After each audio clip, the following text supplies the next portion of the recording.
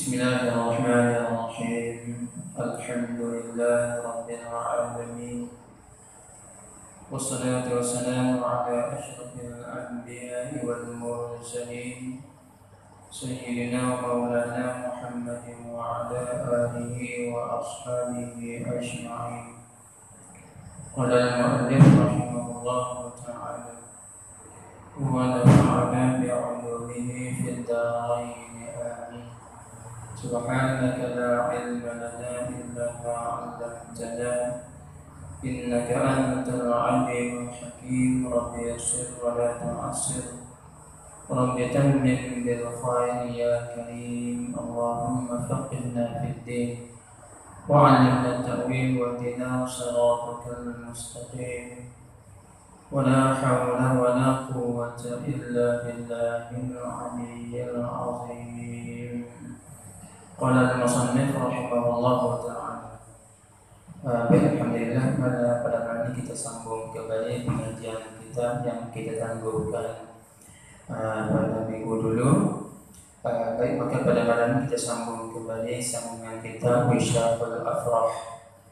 Di muka surat 22 kita masuk kepada katanya Babu Arkanis Salati. Tidak.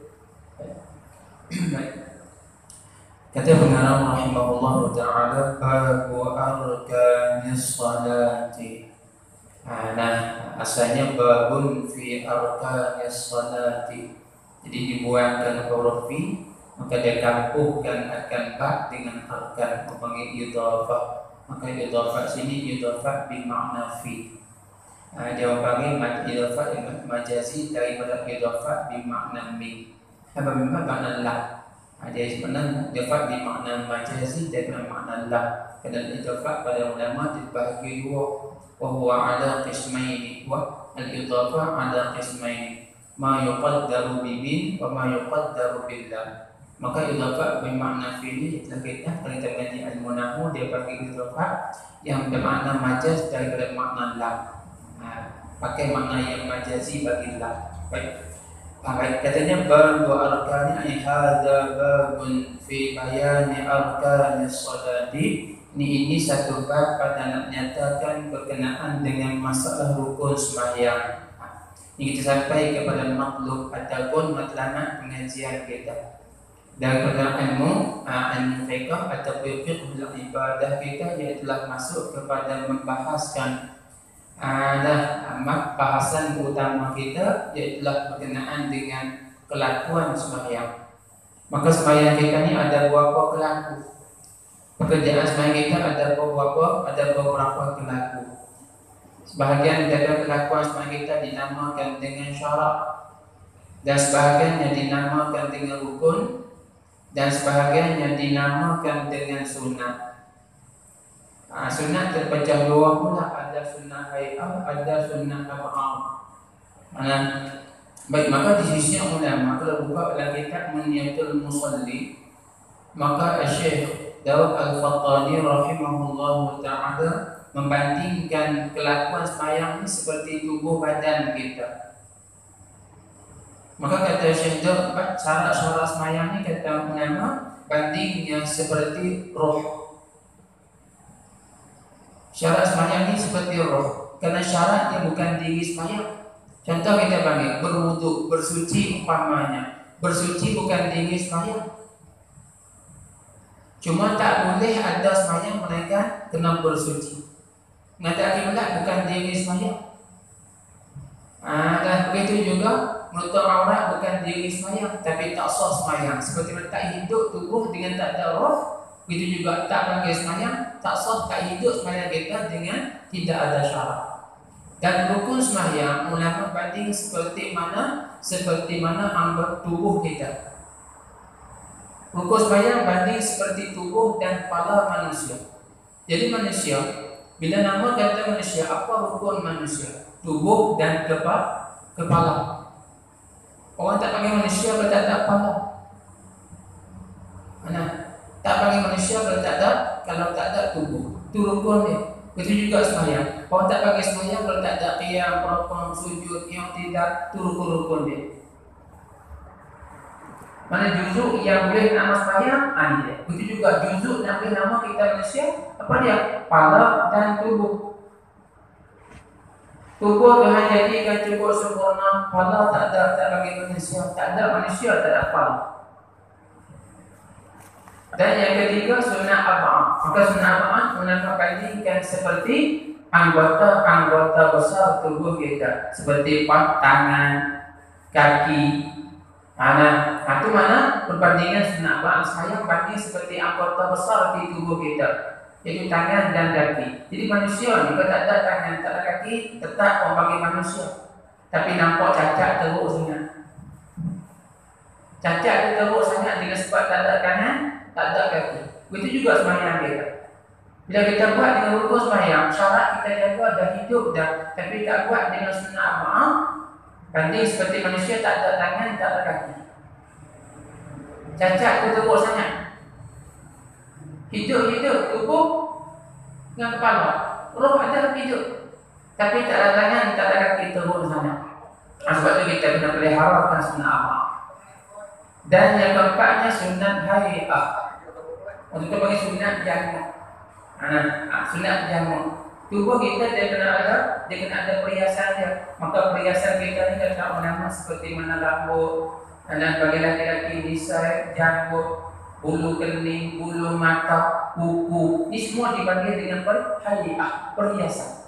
Lepas tu manusia, saya tengok macam mana bukan tak ada bulu kening. Nampak pelik. Muka comel dah, tiba-tiba bulu kening tak tumbuh, nampak pelik. Bulu mata tak ada, mati ada bulu mata, ada bulu kening. Tu kita beli dengan eyeshadow lah, dengan nak geletik bulu mata lah. Pasal apa? Nak nampak jamak di situ. Tapi itu juga sembahyang kita. Setelah hukumnya ada mana? Banding seperti tubuh. Rohnya ada dah, maka syarat sembahyang tu roh. Dan anggota besar ada dah, iaitu sunnah hay'ah. Tiba-tiba sunnah arba'ah, tiba-tiba sunnah hay'ah tak buat, maka nampak tak segok, tak comel sembahyang. Macam orang tak ada bulu kening, tak ada bulu mata, tak ada kuku, tangan di jari Tuhan jadi kuku sebiji pun tak ada. Nampak tak? Tak nampak elok. Itu perhiasan dia. Itu nampak elok sekali. Dengan bulu roma ni, bulu roma umpama Tuhan buat, nampak elok di situ. Maka ni perhiasan-perhiasan. Begitu juga sembahyang dia kena ada perhiasan dia. Apa perhiasan bagi sembahyang? Sunat hay'ah. Kena jaga. Maka yang paling utama sekali, kena peliharakan rukun sembahyang. Apa rukun? Rukun-rukun ni kata ulama ialah terikut segi bahasa, rukun-rukun ni juz'u syai'i, juzuk bagi sesuatu itu panggil rukun. Rukun rumah ialah juzuk bagi rumah. Apa juzuk bagi rumah? Ini juzuk yang tak boleh dipanggil rumah melainkan dengan dia. Mana kata kita nak bina rumah, tak boleh panggil rumah melainkan kena ada tiang. Maka tiang itu juzuk. Tak boleh panggil rumah melainkan kena ada dinding. Dinding itu juzuk. Tak boleh panggil rumah melainkan ada pintu dan tingkap. Maka pintu tingkap panggil juzuk. Himpunan semua sekali, baru panggil sebiji rumah. Tak panggil rumah kalau tak ada atap. Lepas tu kalau kita buat rumah, atap semua siap, pintu ada satu, tingkap sebiji pun tak ada. Besar. Orang tak panggil rumah. Buat rumah besar, atap semua ada, pintu ada sebiji, tingkap satu pun tak ada. Orang tak panggil rumah. Orang panggil apa? Gudang. Pak tingkat tak ada. Rumah mesti kena bertingkat. Nak panggil nak panggil dengan rumah. Itu perbandingan. Baik, maka setelah lengkap di kita, maka begitu juga kata ulama sembahyang, dia kena ada rukun-rukun yang boleh kita pernamakan kelakuan kita itu sembahyang. Kalau itu ada beberapa rukun sembahyang itu kita panggil dari segi bahasa. Rukun-rukun itu juz'u syai'i, juzuk bagi sesuatu. Adapun dari segi istilah ulama yang dikatakan rukun-rukun ini kata ulama adalah ma yatawaqqafu alaihi sihhatu syai'i, perkara yang terhenti di atasnya sah sesuatu. Nak boleh sah semayang mesti terhenti di atas tarawih. Ketiga tak sah. Wa kana juz'an minhu, dan ada yang satu juzuk daripada sesuatu. Nak boleh nama semayang mesti kena ada juzuk. Mesti kena ada berkawan. Dan perkara yang merupakan juzuk bagi sesuatu. Baik, kita ambil perbandingan dulu. Baik, nak boleh nama kata semayang. Dia kena himpun apa? Kena ada qiyam, ada rukun, ada sujud, ada duduk, ada dengan yang tidak. Baik, tiba-tiba semayang dengan tak qiyam, tak ada diri, tak habis semayang. Semayang tiba-tiba tak ada sujud, tak mau sujud, maka tak habis semayang. Sebab apa? Sebab rukun, yang tidak, duduk, bangun, sujud. Ini merupakan juzuk yang boleh nama kata semayang. Maka diri dia pakai satu juzuk daripada semayang. Rukun dia pakai satu juzuk daripada semayang. Jadi juzuk. Waqala najuz minhu, dia juzuk bagi sesuatu. Nak boleh nama kata semayang terhimpun ke semua juzuk ni. Baru panggil satu mahiyah, satu bentukan nama dia semayang. Terbentuk satu kelakon nama semayang terhimpunkan juzuk ni. Maka dipanggilkan dengan dipanggil dengan rukun. Dan tak boleh sos semayang kalau tak ada benar. Maka itu nama rukun semayang. Baik, ini kata musnad. Ini bab pada menyatakan segala rukun semayang. Nak cerita pada kita tentang rukun semayang. Nak kata mengaji lama dah kok bab semayang, bab rukun semayang ni nak. Ya, kita mengaji lama tu. Tapi kita tahu syarat rukun tu ada berapa pula. Kerana tiap-tiap rukun dia ada syarat. Kita mengaji rukun saja, rukun semayang yang pertamanya niat. Apa syaratnya? Kadang-kadang kita sendiri tak kenal apa dia niat. Semayang niat, apa dia niat? Ada berapa juzuk bagi niat? Ada berapa syarat untuk sah niat? Rukun yang kedua takbiratul ihram. Katakanlah Allahu Akbar. Ada berapa syarat untuk sah takbiratul ihram? Bukan boleh kata mata-mata, mesti kena himpunkan ke semua syarat baru sah kita takbir. Anjir. Baik, maka ada berapa rukun semayang? Anjir. Bermula rukun semayang 13 perkara, tak banyak rukun semayang 13. Baik, 13 ni kata ulama. Bermula rukun semayang 13. 13 ni dikata ulama yang di atas pendapat yang muktamad di sisi mazhab Syafi'i kita. Pendapat yang muktamad kata rukun semayang 13. 13 saja kan? Dia ada lagi. Sebab itu boleh himpun rukun semayang ada lebih 21 kawan. Tapi oleh kerana baki ber-13 ni kata ulama berkhilaf di antara ulama. Ada sebahagian daripada rukun semayang pada mazhab kita Syafi'i ialah muwala'. Muwala' juga termasuk rukun semayang pada mazhab Syafi'i, tapi berlaku di atas pendapat yang kuat, dia bukan rukun semayang. Begitu juga kita panggil tumakninah. Tumakninah satu pendapat yang Syafi'i katakan dia rukun semayang. Tapi ini berlaku di atas pendapat yang atau pendapat yang dhaif. Adapun yang muktamad dia bukan rukun semayang, dia syarat bagi rukun. Itu berkhilaf di antara ulama pula. Sebab tu nak kena mengaji kita. Yang kata rukun semayang tu, kita kata rukun semayang 13, maka kata ada rukun semayang 21. Yang lahir kita. Dia lahir kita. Kita kata 13, maka pun kata tu 21 rukun semayang. Maka kalau satu menjawab kata yang tu khilaf, bersisih pendapat. Adapun yang muktamad kita 13 sahaja. Kalau sampai banyak sangat. Ulama beri 13 belum nak beri banyak. Kita ni orang kita hari ni gitu dah. Jadi PN tak cukup dengan ada. Dia suka cari pula tambah mari, dia tambah mari semakin membebankan. Bila beban makin malas buat ibadah. Tu.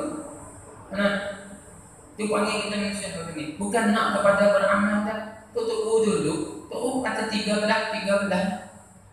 Kata tunggu seperti mana Tok ajar muda buat. Maka sebab itulah maka tak salah untuk kita mengaji. Tapi jangan kita doa yang kita gunakan sebagai apa? Sebagai jalan untuk tinggalkan ibadah. Karena ibadah itu merupakan faidatul umur, kata Imam Al-Ghazali. Ini merupakan faidah umur kita. Nah, tengok umur kita ni ada faedah tak ada faedah. Tengok di ibadah kita. Semakin bertambah umur, tiba-tiba ibadah tak ada berkurang, tak ada faedah umur. Sebab dalam sebuah hadis Nabi ada sebut. Apa Nabi sebut? Khairun nas. Nabi kata khairun nas, sebaik-baik manusia itu Nabi kata man qala umruhu wa hasuna amaluhu. Sebaik-baik manusia Nabi sebutlah orang yang panjang umurnya, wa hasuna amaluhu, dan elok amalannya. Pekerjaan dia elok. Menang amalan ibadah dia semakin panjang umur, semakin bertambah. Ini sebaik-baik manusia Nabi kata. Wa syarrun nas, dan sejahat-jahat manusia man qala umruhu, ila orang yang panjang umurnya. Umur banyak 80 sihat duk naik motor, bukan motor biasa je kita, motor skubat. 80. Duk konvoy lagi 80. Harley Davidson lah, Virago lah, macam-macam jenis motor. Tapi wasaka amaluhu, jahat amalannya. Semayang lepas duk macam orang muda. Ini bertepatan dengan sebuah hadis yang disebut, khairu syababikum man tashabbaha bi quhulikum. Sebaik-baik orang muda di kalangan umat Nabi Muhammad adalah orang muda yang wangi macam orang tua. Orang muda wangi dia seperti orang tua. Bukan wangi macam orang tua, jalan cokak tiga dah, jalan bongkok dah. Mana dia kasih kepada kerjaan baik. Selalu orang tua ni biasa dia kasih benda baik dah. Dia kasih pakaian yang elok. Dia suka duduk tempat-tempat ibadat. Dia suka buat amal-amal kebajikan. Itu orang muda yang terbaik Nabi sebut. Wa syarru quhulikum, dan orang tua yang jahat dengan kamu apa dia? Iaitu man tashabbaha bi syababikum, orang muda wangi macam orang muda. Orang tua tipu wangi macam orang muda. Nak tiru anda tren orang muda. Umur 85, pakai seluar jeans, pakai jaket jeans, baju jeans, semua jeans, wangi pun macam jeans. Suruh semayang tak mau, nak seronok mata-mata. Tak sedap. Rambut putih habis semua dah. Sahabat bimudai rambut, gelitar balik. Tak boleh nampak kata putih. Itu maka sejahat-jahat berlaku. Sebab itu maka kita minta panjang umur kita dalam buat kebajikan. Istiqamah kita, walaupun tak banyak tapi istiqamah. Kalau kita biasa berdiri lepas mayang, istiqamah kita berdiri lepas mayang. Kalau kita biasa tiap malam Jumaat kita adakan ibadah tertentu, teruskan ibadah tersebut. Istiqamah tu baik, walaupun tak banyak. Nak kata malam Jumaat baca Yasin saja, baca lah banyak segi, tak Yasin saja pun cukup, tapi kita boleh istiqamah dengan Yasin tadi. Bila kita cuba membuat atau berterusan bacaan tersebut, tak juga. Itu lebih baik. Ini mana Jumaat baca surah ni, bila baca pula terlepas. Belum tak kena tempat. Maka sebab itulah maka kita urus seperti mana ulama ajar kepada kita. Maka ulama tetap pada kita di sisi kaum muktamad mazhab Syafi'i kita, seperti yang dirajihkan oleh Al-Imam An-Nawawi rahimahullahu taala, rukun sembahyang 13 di atas pendapat yang muktamad. 13 yang tak banyak. Kena ikut banyak lagi. Tapi 13 yang muktamad bagi kita. Sebab itulah maka turut kita. Dia kata pecahan ini. Ini macam-macam yang dia berlaku sembahyang, hak ni masuk mari maka kena jaga-jaga kita. Baik. Mana kata 13? Yang pertamanya niat, wajib niat ketika sembahyang. Kena berdalil dengan hadis. Nabi sebut innamal a'malu binniyati, hanya sahaja amalan itu, nisbah amalan itu dengan niat. Ini mazhab kita Syafi'i. Maka niat yang kata ulama hukum pekerjaan rukun sembahyang yang berlaku khilaf di antara ulama. Sebab setengah mazhab niat tak wajib. Niat bukan rukun sembahyang. seperti mazhab Imam Abu Hanifah, niat bukan rukun sembahyang. Itu ada 13 ni pun bukan semua hukum yang ijma' para ulama. Rukun 13. Cuma 13 ni hak dia muktamad pada mazhab kita. Pada ikut hak ijma' rukun sembahyang bukan semua ijma' ulama. Hak ijma' seperti mana? Seperti mana qiyam, seperti mana rukuk, seperti mana sujud. Hak ni ijma' para ulama. Sembahyang tak terdiri, tak diri, tak rukuk, tak sujud, tak sah. Sebab Al-Quran sebut wa aqimus shalah terang-terang. Warka'u ma'al raki'in dan rukuk oleh kamu ada. Wasjud wa qtarib. Terang-terang Allah suruh sujud. Dalil pada hadis dan juga Quran dengan sharih. Adapun niat dia tak sharih. Dia hukum yang hadis yang pasal zanni. Dalil dengan dalil zanni, bukan dalil qat'i. Sebab itu berlaku khilaf di antara ulama pada masalah rukun yang pertama. Mazhab kita 3 mazhab katakan wajibnya. Mazhab Syafi'i kita, mazhab Hanafi, mazhab Hambali dan juga mazhab Maliki. 3 mazhab wajibnya. Adapun mazhab Imam Abu Hanifah atau mazhab Hanafi, niat tak wajib. Ini masing-masing cara pengambilan dan ijtihad daripada para imam mujtahid mutlak. Cuma kita tahu kata apa? Berlaku khilaf di antara ulama. Cuma yang muktamad pada mazhab kita niat ni wajib dan rukun sembahyang. Baik, maka wajib niat ni kata ulama wajib niat disertakan dia akan niat ni dengan satu juzuk daripada takbiratul ihram. Ini rukun yang pertama. Wajib. Maka wajib kita niat yang pertama. Yang kedua, wajib kita sertakan niat kita dengan satu juzuk daripada huruf takbiratul ihram yang 8. Di satu huruf cukup dah. Niat apa? Niat hati kita nak kerjakan sembahyang. Sembahyang apa? Fardu zuhur. Berapa rakaat? Itu tak wajib kita niat. Nak sembahyang fardu zuhur. Umpamanya fardu asar umpamanya, maka wajib kita sertakan niat kita itu dengan satu huruf daripada huruf takbir yang 8. Mana masa kata Allahu Akbar, di mana masa huruf kena ada kemahaman hati kita dengan sembahyang tersebut. Kalau tak ada rasa, tak sah niat kata ulama. Sebab muqaranah ni wajib. Sebahagian syarat sah takbir ihram kena muqaranahkan niat dengan takbir. Kalau tidak, tak sah takbir kita. Wajib kita sertakan niat dengan takbir ihram. Mana masa kata Allah daripada sebelum sebelum sebut ba kena melakukan niat kita di hati. Boleh muncul niat di hati ketika mulut kata Allahu Akbar. Itu boleh muqaranah. Kita panggil apa? Kita panggil muafakat. Bersetuju kita kelakuan hati.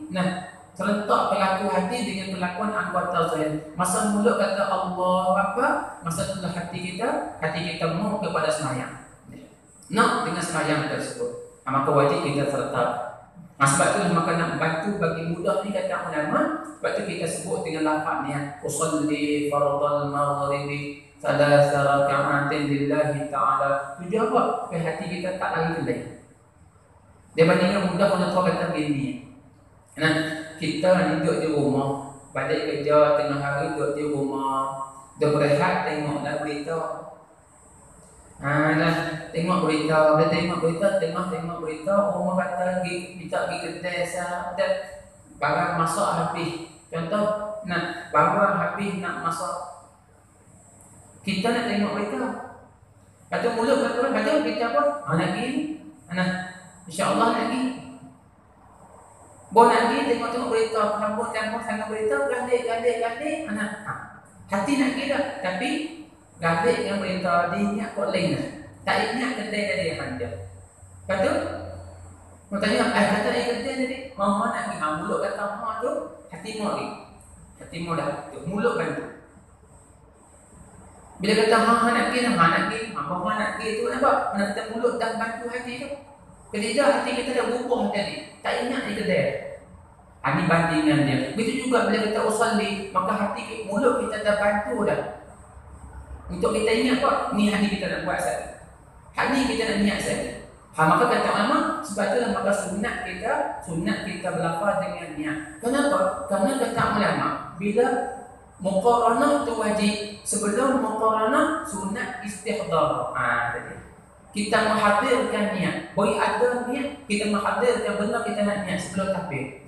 Bila nak menghadir, bila kata usolli, dua maghrib. Benda kita niat tadi tu maghrib. Sebelum kata Allah Akbar. Bila dia tiba masa kata usolli fardhu maghrib, wa maghrib dah benda kita niat. Lagi Allahu Akbar. Kita sertakan benda kita maghrib semasa kata usolli tadi. Sebab tu masa kata usolli itu dipanggil dia panggil istihdar. Benda tu kita serta dengan takbir, dia panggil muqaranah. Maka sebab itulah maka ulama suruh kita sebut dengan usolli. Biarlah dia tak mau sebut. Yang kata bid'ah lah, kok mana bid'ah tak bid'ah, itu terpulang. Kita turut mazhab Syafi'i. Imam Syafi'i mengatakan sunat kata usolli. Dan ditarjih perkataan tu Imam Nawawi mengatakan inilah yang muktamad. Sunat kata ulama. Jadi kalau orang boleh kata tak patut turut, terus kata apa? Mana kita turut orang dengan ulama? Mana lebih mulia antara kita dengan orang kita dengan ulama? Maka kita pandang martabat ulama lebih mulia lagi. Lebih lagi mustahil mutlak. Ni Imam Syafi'i mustahil mutlak. Bukan calang-calang dia. Mari kita hanya kata tak ada hadis pun Nabi kata usolli. La Sahih Bukhari tak ada pun hadis Nabi kata usolli. Jangan bandingkan Sahih Bukhari dengan mazhab Syafi'i. Jangan tu banding. Ni tak ada Sahih dalam mazhab Syafi'i, dalam Sahih Bukhari tak ada, Sahih Muslim tak ada, nak kita sunat, kata tak sunat. Sebab apa? Sebab Syafi'i orang dulu daripada Imam Bukhari. Bahkan Imam Bukhari termasuk sebahagian anak murid Imam Syafi'i. Imam Bukhari pun anak murid belakang lagi. Wafat Imam Syafi'i, Imam Bukhari baru umur 8 tahun. Siapa tu Imam Bukhari? Tok guru dia Imam Ahmad bin Hanbal. Siapa Imam Ahmad? Anak murid Imam Syafi'i. Jadi kalau kita tahu Imam Bukhari cucu murid Imam Syafi'i. Sebab Imam Ahmad anak murid. Jangan lupa banding. Sebab itulah maka Imam Syafi'i dia ada hadis sahih di sisi dia. Hadis sahih si Imam Syafi'i. Sebab tu jangan kita tahu tak ada dalam Sahih Bukhari, Imam Syafi'i tak betul. Jangan mudah gitu. Ni tak ada lagi tak sunnah Bukhari, tak ada Sahih, tak sunnah Sittah, hadis-hadis tak ada. Kita kata hak mazhab Syafi'i tak betul selalu. Hak sampai di kita lagi tak sunnah tu sikit sangat saja daripada hadis-hadis yang ada di ulama. Jangan lupa ni. Bukan martabat kita nak banding gitu. Sebab itulah maka turut. Ni mustahil mutlak. Imam Bukhari dia qurun muhaddis. Imam Syafi'i dia qurun mustahil. Mana sama? Dia qurun mustahil mutlak. Imam Bukhari dia qurun yang ketiga. Imam Syafi'i dia qurun yang kedua. Sebelum daripada qurun Imam Bukhari, dia dulu lagi, maka dia di qurun mustahil mutlak. Imam Syafi'i kita.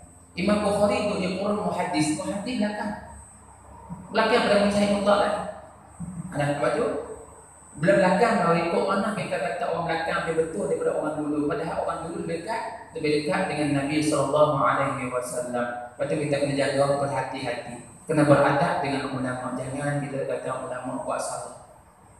Ni kita tu pula mustahil mutlak buat salah. Maka ni kita sendiri nak melawan Nabi SAW. Kita sendiri tak tunggu. Nabi sendiri tak pernah kata mustahil mutlak buat salah. Nabi tak kata mustahil berdosa. Itu kena jaga. Sebab Nabi sebut man ijtahada fa asaba falahu ajrun.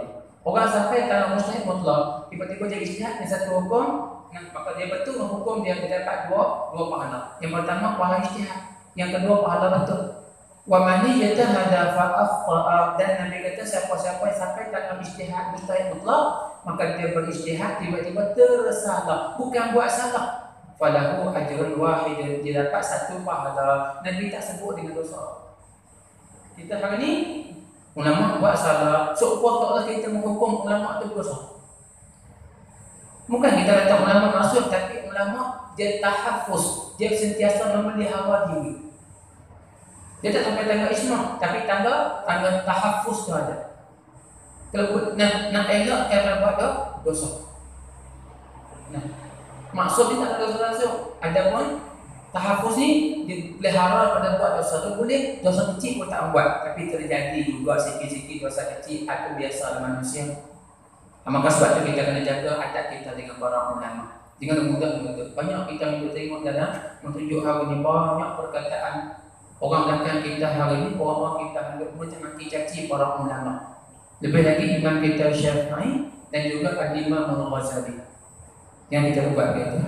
Siapa kita dengan para ulama? Esok kita di akhirat nak minta tolong dengan para ulama, nak minta syafaat para ulama, maka tunggu insya-Allah. Belajar kita ulama, faham elok-elok kita ulama. Ni kita tak faham bahasa, tapi tuduh orang tak betul padahal kita tak betul. Kita yang tak faham. Nah, ulama orang ni pun tak faham. Kadang senang faham tapi tak mau mengerti. Lampu tak padam. Tunggu. Itu jadi masalah kita hari ni. Sebab tu kena pelihara. Entah dunia terbuka dengan apa, dengan WhatsApp, dengan YouTube hari ni berbagai-bagai terlebih hari ni. Anak, itu kata tu berbagai tertentu. Perancangan Yahudi dia berjaya. Dia berjaya dah hari ni. Apa dia berjaya?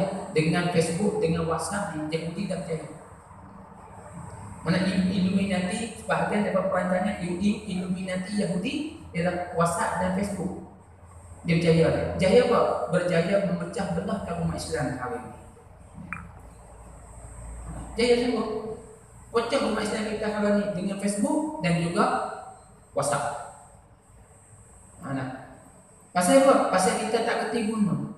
Ambil kesempatan guna untuk apa? Untuk kepentingan peribadi, untuk perkara tak elok. Itu jadi WhatsApp Malaysia kita hari ini. Nak sebab benda-benda yang canggah dengan hak ulama, maka kita kena hati-hati. Bukan tak boleh buka, bukan tak boleh guna, tapi kita kena jaga-jaga hari ini. Hari ini seperti mana Tutup sebut di zaman fitnah. Bahkan Imam Ghazali sebut 600 tahun dulu lagi. Hadza zaman fitnah. Masa ini merupakan masa fitnah, dia kata Imam Ghazali. Zaman Imam Ghazali pun Imam Ghazali kata zaman fitnah dah. Tak akan kita lagi fitnah besar dalam agama. Apa fitnah dia? Iaitulah orang bukan ahli nak cakap, nak buat kerja bukan bidang hari ini. Kerja untuk guru, kerja para ulama untuk mengeluarkan fatwa dan hukum, hari ini orang tak kerti pada waktu keluar dulu. Pergi kursus bahasa Arab 2-3 bulan, pergi kursus balik maghrib boleh terjemah Quran sikit. Boleh terjemah Quran. Kita berfaham Quran dah. Boleh buat keluar hukum sendiri dah, tak pakai ulama dah. Padahal buat kursus 3 bulan boleh terjemah bukan reti Quran. Pada lekeh nak reti Quran, kata ulama kita kena masuk ilmu bahasa 14 ilmu. Kena alim 14 ilmu bahasa dulu. Baru boleh nak reti makna Quran. Baru reti nak hukum tak boleh lagi sebab apa? Lu dengan pandu dengan apa? Dengan sirah lagi. Sirah kena alim. Alim sejarah Nabi-Nabi dan juga para sahabat kena alim. Itu mana apa? Banyak cabang kita hari ini. Tapi dengan mudah kita pukul apa? Tu ulama ajar pada kita. Baik, maka ulama mengatakan bahawa sunat kita berlafaz dengan niat. Tu siapa kata ni? Imam Syafi'i. Bukan Pak Mat kedai kopi. Pak Mat kedai kopi dia kata sunat lafaz dengan niat. Tak turut, tak apa, dia bukan ahli bidang dia. Dia bidang baca kopi ni. Ni hak katanya ulama yang diiktiraf oleh ulama dunia, Imam Syafi'i. Maka sebab itulah kita turut. Memang ahli dia sungguh, pakar dalam bidang sungguh. Sebab itulah maka kena jaga hari ini. Nabi sebut idza rusidal amru ila ghairi ahli. Itu tanda apa? Tanda kata hampir-hampir dunia kiamat dah. Manusia banyak tak ada amanah. Apa dia? Apabila diserahkan satu kerjaan kepada bukan ahli dia, orang yang tak layak untuk cakap dan bakti dia cakap. Itu betul dia atau percakapan dia bercanggah dengan hak ulama ajar pada kita. Maka ini kita turut. Dan kitab-kitab ulama sebut dah wa yusannu talaffuzun bin niyyati, sunat kita bertutur dengan niat. Apa tujuan kata Imam Nawawi? Liyusa'ida lisan qalba, supaya lidah dibantu bagi lekat hati kita dengan benda kita nak buat. Buat ulama tahu hati kita ni dia. Tegang takbir mari Allahu akbar. Tak Allah saja yang tiba-tiba mutu siapa pula tu. Mulut bunyi Allah, hati nampak mutu. Motor besar siapa pula ni? Hati kita motor dah nampak kena. Hati nampak? Tu dia hati kita. Sebab itu maka kita bantukan dengan sebut di mulut. Baik. Qala al-musannif rahimahullah taala. Dan tempat niat di hati. Tempatnya hati itu mahalluha al-qalbu. Mahallun niat, tempat untuk kita berniat di mana? Di hati kita. Itu tempat untuk kita berniat. Mana bukan di mulut.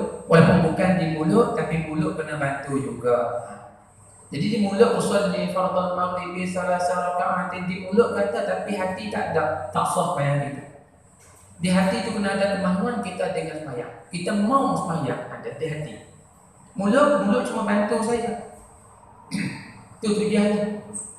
Maka kena ada dua di kita. Hati-hati wajib, yang di mulut di sunat kata ulama. Buat apa? Kata dia kata dah, nah dapat pahala sunat wala hak wajib, pahala niat di hati. Hak sunat sebut di mulut usolli, boleh pahala kata ulama, bukan saja suruh. Dan tujuan dia. Maka tiada wajib disebutkan dengan niat dengan lidah. Tak wajib kata ulama kita sebutkan niat dengan lidah. Usolli fardhu maghribi tak wajib, usolli fardhu asri tak wajib. Tahu suruh gitu pun, tetapi sunat juga sebut di sunat kata ulama. Imam Nawawi telah mentarjih ke perkataan yang mengatakan hukumnya inilah pendapat yang muktamad. Inilah qaul yang muktamad di sisi Imam Syafi'i kita. Imam Nawawi dia boleh mentarjihkan, dia boleh menghukumkan perkataan Syafi'i mana kuat mana lemah. Mujtahid tarjih. Baca dia tunggu sebab Imam Nawawi ulama dunia. Nah, sandaran para ulama ini tunggu perkataannya, maka dia tunggu perkataan ulama-ulama besar. Mudah-mudahan dia selamat. Atau bagaimana kita bertanjah mengatakan anak kullu khairin fi ittiba'i man salah. Kita nak buat benda baik di kata ulama, maka nak buat tu turut di mana? Ambil mana kata baik, turut hak ulama dulu. Ulama-ulama ni kata hak ni sunat hak buat. Tu kebanyakan kita nak. Wa kullu syarri, dan tiap-tiap kejahatan tu tidak iman khalah. Nah, timbul dan muncul kejahatan ni pada rekaan orang-orang belakang ni mereka bab hukum. Hak ulama tak kata, kita kata boleh. Hak ulama kata haram, kita kata boleh. Maka turut hak elok, turut para ulama dulu, para mujtahid, imam kita dulu. Tu jalan dia. Tutup kita dulu, dia atur elok dan perjalanan ibadat. Jangan terkocek. Ni kocek. Hak ni tak kena, hak ni tak kena. Lebih teruk kocek sampai hukum kata bid'ah. Nah, hak ni apa hukum bid'ah? Bid'ah bukan hukum kena letih lah. Ada orang hajar bid'ah hukum? Tak ada. Nabi tak pernah hajar bid'ah hukum. Hukum wajib, sunat, makruh, haram, harus. Ni hukum syariah. Ni orang tanya apa hukum ni? Bid'ah. Bid'ah bukan hukum. Berhenti ada sikit. Ni sikit-sikit bid'ah, ni hukum bid'ah, ni hukum bid'ah. Bid'ah bukan hukum. Nah, tu.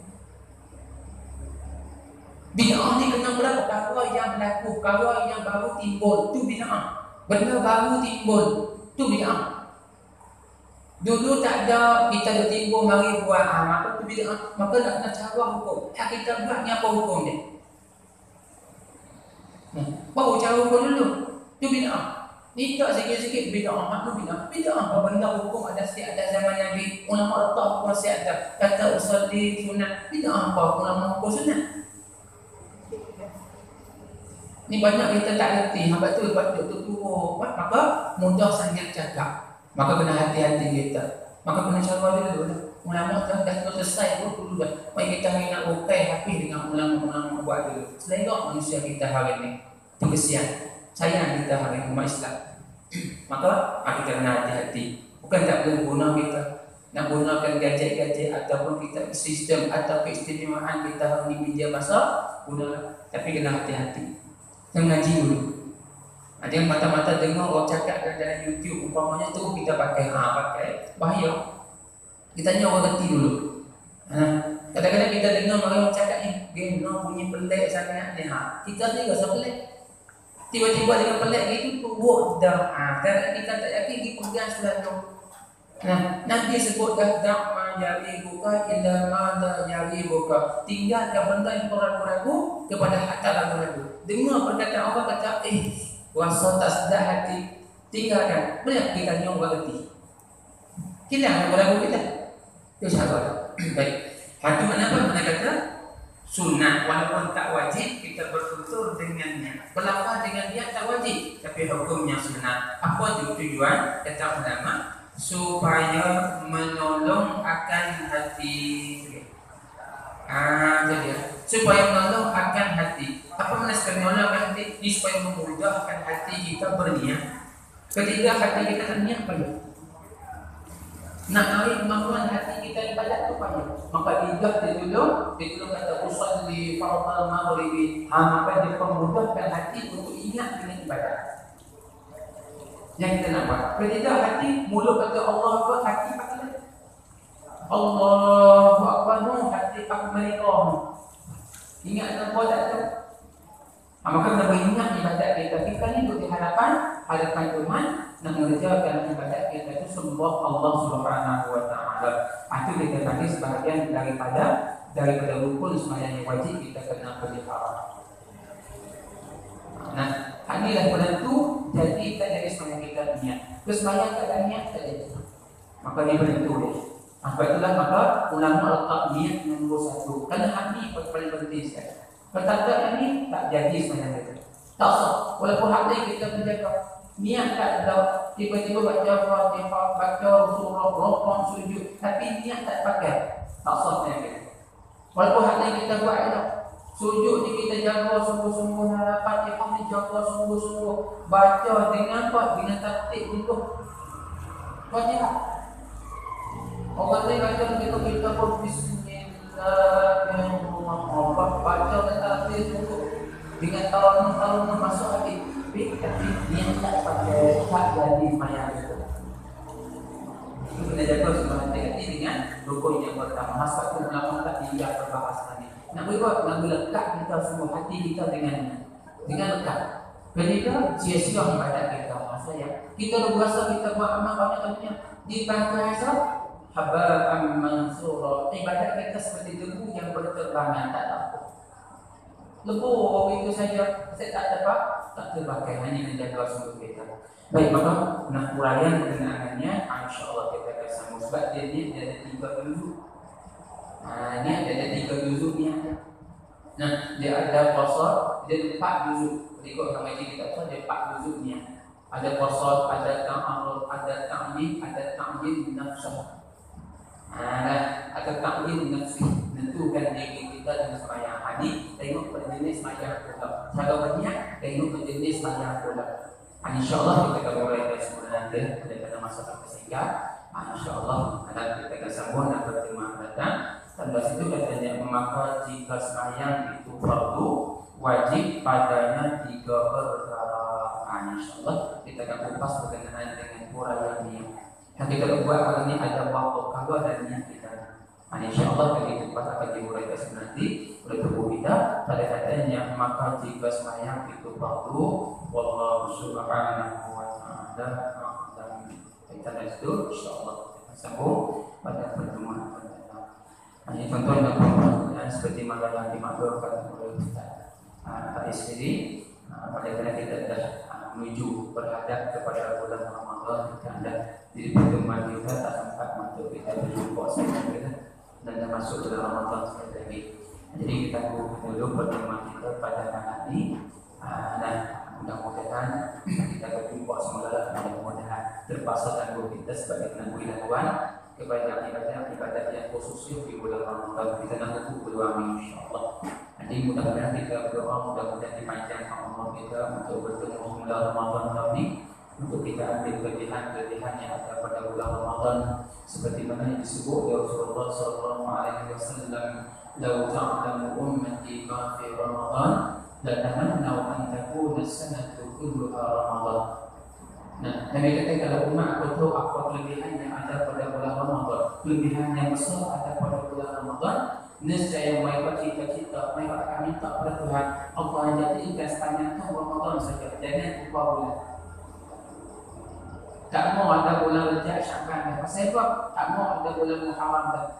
Tak mau buka Syawal tak raya, tak apa pasal kalau tahu kelebihan besar, tapi kita tak tahu. Kita tak tahu ni bila nak masuk bulan Ramadan buka 3 sepupang. Nak raya seminggu lagi nak raya tarawih tinggal. Lanjut lagi. Pasal tak tahu kelebihan bagi waktu dia seronok nak sambut Ramadan. Dia duka cita bila nak masuk bulan Syawal. Ini mudah-mudahan kita belajar, insya-Allah mudah-mudahan Allah tunjuk pada kita. Baik, kita akan pastikan insya-Allah seperti mana yang kita sebut ini. Oleh kerana kita dah hampir bulan Ramadan, kita pada tanggung pengajian kita, mudah-mudahan dan kita bila tanggung cuti nak kena sambung. Jadi insya-Allah seperti mana diumum tadi, tak ada program kita akan sambung lepas raya 6. Apa kata saya? Atau tunggu dulu, tak tunggu benar, atau kira belakang. Letak ni insya-Allah lepas raya 6. Kalau tak ada uzur sambung, atau tak ada uzur boleh kita lanjut. Ada uzur sama lagi ini, tak ada kira pada dekat. Insya-Allah kalau tak ada uzur kita akan sambung lepas raya 6. Dan insya-Allah kita sedang ini kita buat majlis doa menangguh hasil kita. Mudah-mudahan pengajian kita sepanjang tahun ini diberkati dan diberkahi oleh Allah Subhanahu wa taala dan sama-sama dapat kita beramal dengan apa yang kita pelajari dari perkataan, peninggalan dan juga pusaka para ulama. Ila hadratin Nabi Mustafa Muhammad sallallahu alaihi wasallam wa alihi wa ashabihi al-kiram syaikhul billah lahum al-fatihah. A'udzu billahi minasyaitonir rajim. Bismillahirrahmanirrahim. Alhamdulillahi rabbil alamin. Ar-Rahmanir Rahim. Maliki yaumiddin. Iyyaka na'budu wa iyyaka nasta'in. Ihdinas siratal mustaqim. Shiratal ladzina an'amta 'alaihim ghairil maghdubi 'alaihim waladdallin. Bismillahirrahmanirrahim. Alif Lam Mim. Dzalikal kitabu la raiba fihi hudan lil muttaqin. الذين يؤمنون بالغيب ويقيمون الصلاة ومما رزقناهم ينفقون والذين يؤمنون بما أنزل إليك وما أنزل أولئك على هدى من ربهم وأولئك هم المفلحون. أعوذ بالله من الشيطان الرجيم. بسم الله الرحمن الرحيم. الحمد لله رب العالمين والصلاة والسلام على أشرف المرسلين وعلى آله وأصحابه أجمعين. اللهم نصر أحوالنا وحسن أفعالنا وخلصنا من أهل الفقر والذل وأعصمنا من البلاء والوباء والطاعون ومن شرور الأعداء والشياطين والنفس الأمارة بالسوء. اللهم يسر لنا الانتظام في جميع الأمور الدينية والدنيوية وحصل مرادنا بالخير. اللهم باعدنا من الشر والعصيان. اللهم إنا نعوذ بك من جهل البلاء ودرك الشقاء وسوء القضاء وشماتة الأعداء. اللهم يا محول الأحوال والحال حول أحوالنا إلى أحسن الحال. اللهم يا كثير النوال ويا خالق جميع الأفعال وفقنا لنية الخير في جميع الأحوال والأحوال. اللهم سلمنا وسلم ديننا ولا تسلم وقتنا صعيد إيماننا ولا تسلط علينا بذنوبنا من لا يخافك ولا يرحمنا وارزقنا خير الدنيا والآخرة إنك على كل شيء قدير. اللهم إنا نسألك علما نافعا ورزقا واسعا وأعمالا صالحة وسعة الدارين وحسن الخاتمة وأنت خير الرازقين. اللهم ألف الخير بين قلوبنا وأصلح ذات بيننا وبين سبل السلام ونجنا من الظلمات إلى النار وجنبنا الفواحش والفتن ما ظهر منها وما بطن وبارك لنا اللهم في أسماعنا وأبصارنا وقوتنا وتب علينا إنك أنت التواب الرحيم. اللهم اجعل اجتماعنا هذا وخيره بالرحمة وافتراقنا من بعده بالمغفرة والعصمة وارفعنا يا الله عن البلاء والنقمة. اللهم اختم لنا بحسن الخاتمة ولا تختم علينا يا الله بسوء الخاتمة. اللهم بارك لنا في شعبان وبلغنا رمضان. ربنا آتنا في الدنيا حسنة وفي الآخرة حسنة وقنا عذاب النار. وصلى الله على سيدنا محمد وعلى آله وصحبه وسلم. سبحان ربك رب العزة عما يصفون وسلام على المرسلين والحمد لله رب العالمين. تقبل الله منكم.